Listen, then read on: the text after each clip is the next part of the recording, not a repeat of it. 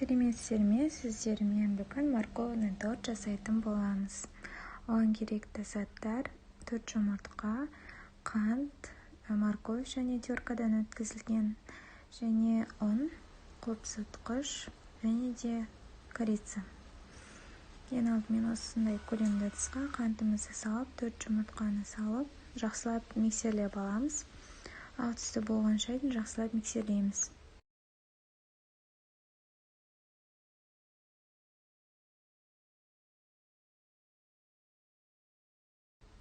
Жақсылап миксерлеп болған соң, ерітілген сары майымызды қосып, осылай миксерлеп аламыз.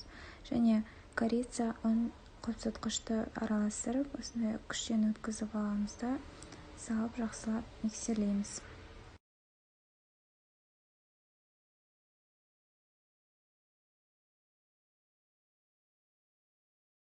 Ұнымызды жақсылап араластырып болғаннан кейін теркадан өткізілген сәбізімізді қосатын боламыз.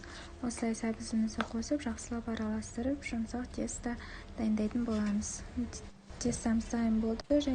Осы тестамызды 180 градуста 35-40 минутта пісіріп аламыз. Тортымыз жақсы көтеріліп, осылай пісіп шықты, және 2 бөлікке бөліп, арасына крем жағып, осылай қылып әсемдеп дайындадым. Барлықтарың жасап көріңіздер, өте оңай және өте дәмді болып шығады.